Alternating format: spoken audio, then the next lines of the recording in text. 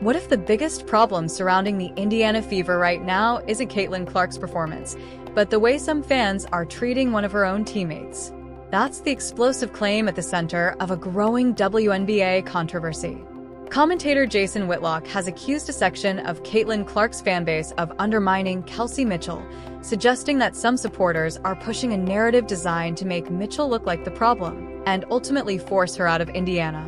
And if you think this is just another basketball argument, wait until you hear how Whitlock described it.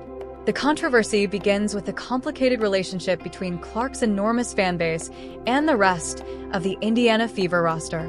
Since Clark entered the WNBA, virtually everything surrounding Indiana has received intense scrutiny. Every game is analyzed. Every teammate is evaluated. Every mistake can become a social media debate. And Kelsey Mitchell has found herself directly in the middle of that storm. Mitchell is not some random role player. She has been an important part of the Fever and one of the team's established scoring threats. But as Clark's popularity exploded, the expectations surrounding the franchise changed dramatically. Suddenly, fans weren't simply watching Indiana try to win games. They were watching for chemistry. They were watching for who passed to Clark, who took shots away from Clark, who defended her, and perhaps most importantly, who they believed was helping or hurting her. That's where the criticism of Mitchell became especially intense. Whitlock argues that some Clark supporters have gone far beyond normal basketball criticism. Instead of simply debating Mitchell's performances, he believes certain fans have turned her into a target. His description was blunt. "This is absolute sickness." That phrase immediately raised the temperature of the debate. Whitlock's argument is essentially that a portion of the fanbase has become so emotionally invested in Clark that they are willing to attack another player if they believe she stands in Clark's way. And that creates a much bigger question. At what point does passionate fandom become destructive? There's nothing unusual about fans criticizing players. Sports are built around opinions. Players miss shots. Coaches make questionable decisions. Teammates have bad games.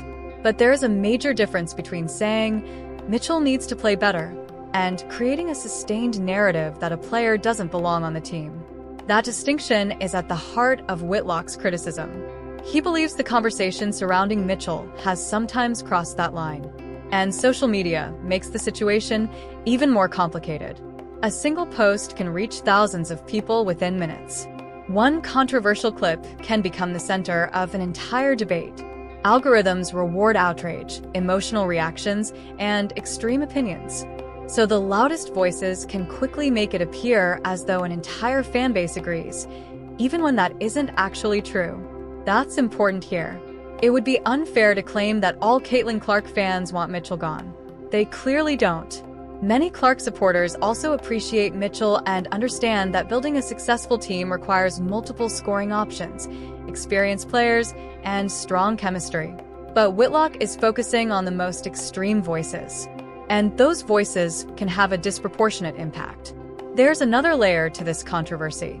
Clark's arrival transformed the Fever's spotlight almost overnight. Indiana went from being a relatively overlooked WNBA team to one of the most discussed franchises in women's basketball. That attention creates opportunities, but it also creates pressure. Every teammate is now playing under a microscope. A bad shooting night isn't just a bad shooting night. It can become a viral clip. A missed pass can become evidence of supposed chemistry problems. A scoring decision can trigger accusations of selfishness. And once a narrative takes hold, changing it can be incredibly difficult. That may be what makes the Mitchell situation so fascinating. Is she actually the problem? Or has the enormous attention surrounding Clark made normal basketball frustrations look like something much bigger? Those are two completely different questions. And fans need to be careful about confusing them. Basketball is rarely that simple. A team isn't successful because one player gets every opportunity. Clark needs teammates who can score when defenses focus on her. Mitchell can provide that offensive threat. At the same time, every player has weaknesses, and legitimate criticism should remain part of the conversation. The danger comes when criticism stops being about basketball and becomes personal. That's the line Whitlock believes some fans have crossed. And whether you agree with him or not, the controversy exposes a fascinating problem for the Fever. Caitlin Clark has become one of the biggest stars in sports. That brings attention, money, television audiences, and enormous fan engagement.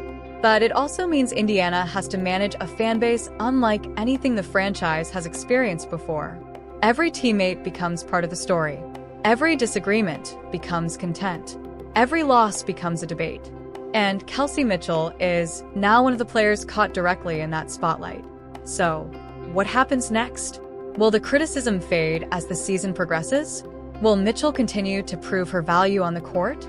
Or will the growing tension between different sections of the fan base become a genuine problem for Indiana? Those questions remain unanswered. But one thing is clear: the Fever's biggest challenge may not simply be winning basketball games. It may be keeping the noise from destroying the chemistry they need to win them. Because Caitlin Clark's rise has changed Indiana forever. And if Whitlock's warning is correct, the next battle may not be happening on the court at all. It may be happening between the fans themselves. So what do you think? Are critics of Kelsey Mitchell simply evaluating her basketball performance? Or has the conversation gone too far?